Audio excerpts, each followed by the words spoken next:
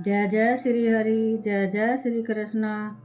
दोस्तों नमस्कार, मैं शारदा शर्मा। मेरे चैनल शारदा भक्ति 2.0 पर आपका स्वागत है। धार्मिक व्रत कथा कहानी सुनने के लिए मेरे चैनल को सब्सक्राइब करें और लाभ उठाएं।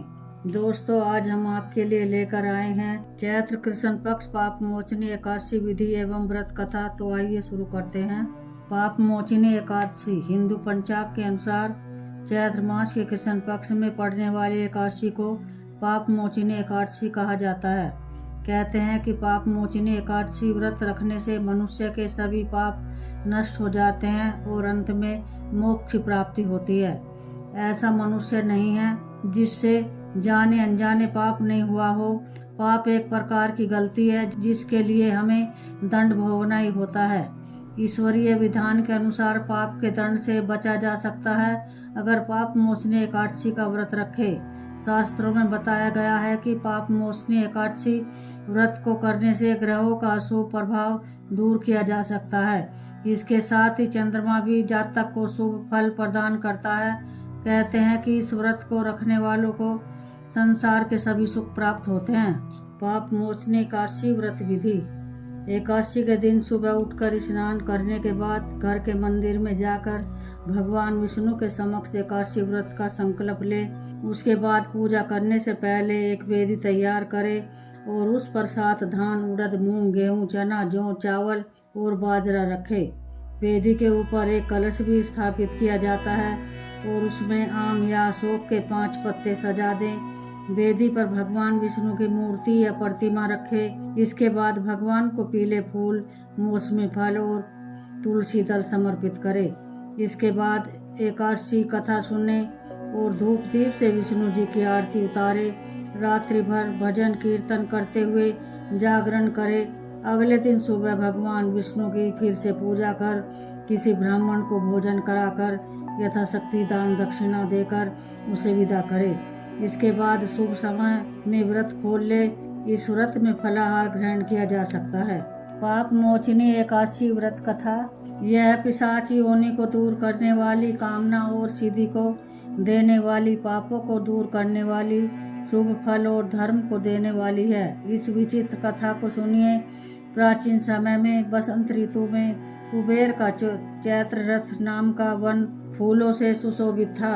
वहाँ गंधर्वों की कन्या किन्नरों के साथ विहार करती थी। इंद्र आदि देवता भी वहाँ क्रीड़ा करते थे। चैत्र रथ वन से सुंदर कोई दूसरा वन नहीं था। उस वन में मुनि लोग तपस्या करते थे। वहाँ मेधावी नाम के मुनि भी निवास करते थे। वहाँ अप्सराओं ने मुनि को मोहित करने का प्रयत्न किया। मंजू घोषा नाम की अप्सरा प्रयत्न सोचने लगी। मंजू घोषा कामदेव की सेना की तरह थी। मेधावी ऋषि को देखकर वह भी कामदेव से पीड़ित हो गई। यौवन के सुंदर शरीर वाले श्वेत यज्ञोपवीत धारण किए हुए मेधावी ऋषि भी दूसरे कामदेव की तरह शोभित हो रहे थे। मंजू घोषा मुनीश्वरों को देखकर दूर खड़ी हो गई। कामदेव के वश में होकर मंद स्वर से गान करने लगी। उसकी चूड़ी, करधनी और नूपुरों की झनकार से वन गूंजने लगा। हाव भाव सहित गाती हुई अप्सरा को देखकर मुनीश्वर भी कामदेव की सेना के वशीभूत हो गए। मंजू घोषा आकर मुनि से लिपट गई। उसके सुंदर शरीर के देखकर वह मुनीश्वर भी उसके साथ वन में रमण करने लगे। मेधावी मुनि शिव तत्व को भूलकर कामदेव के वशीभूत हो गए। रमण करने में कामी मुनि को दिशा और दिन रात का ध्यान नहीं रहा। मुनीश्वर को भोग विलास में बहुत समय बीत गया। तब मंजू घोषा ने स्वर्गलोक जाने का विचार किया। चलते समय वह स्मरण करते हुए मुनि से बोली कि मुझे अपने घर जाने के लिए आज्ञा दीजिए। मेधावी बोले, हे सुंदर मुखवाली, तू आज संध्या को आई है। प्रातः काल तक तू मेरे पास निवास कर। मुनि के इस वचन को सुनकर वह डर गई। फिर 57 वर्ष 9 महीने 3 दिन व्यतीत हो गए।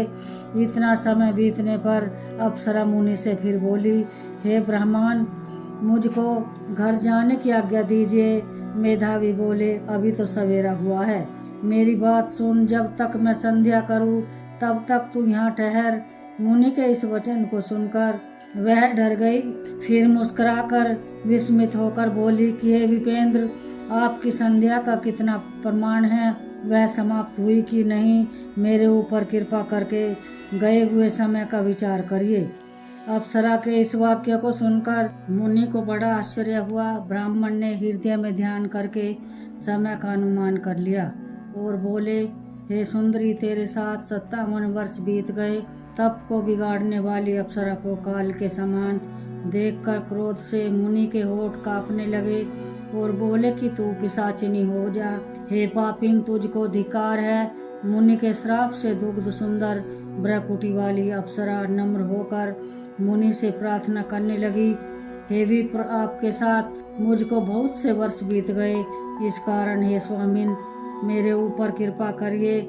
मुनि बोले, हे भद्रे, मैं क्या करूं? तूने मेरा बड़ा भारी तप नष्ट कर दिया है, तथापि मैं तुझको श्राप दूर होने का उपाय बतलाता हूँ। उसे सुन। चैत्र कृष्ण पक्ष में सब पापों को नाश करने वाली पाप मोचनी नाम की शुभ एकादशी होती है। हे भद्रे, उसका व्रत करने से पिशाच योनि छूट जाती है। यह कहकर वह मेधावी पिता के आश्रम में चले गए। मेधावी को आया हुआ देखकर च्यवन ऋषि बोले, हे पुत्र, तूने यह क्या किया? सब तपस्या को नष्ट कर दिया। मेधावी बोले, मैंने अप्सरा के साथ रमण किया, यह बड़ा भारी पाप है। अब प्रायश्चित बताइए जिससे पाप दूर हो जाए। च्यवन बोले, चैत्र के कृष्ण पक्ष पाप मोचनी एकादशी होती है। हे पुत्र, उसका व्रत करने से पापों का समूह नष्ट हो जाता है। पिता के इस वचन को सुनकर मुनि ने उत्तम व्रत किया। मुनि का पाप दूर हो गया और धर्मात्मा हो गए। वह मंजू घोषा भी इस व्रत को करके पाप मोचनी के व्रत के प्रभाव से पिशाच योनि से छूट गई। दिव्य रूप धारण करके वह सुंदर अप्सरा स्वर्ग को चली गई। इस व्रत के करने से सब पाप नष्ट हो जाते हैं। जय जय श्री हरि, जय जय श्री कृष्णा।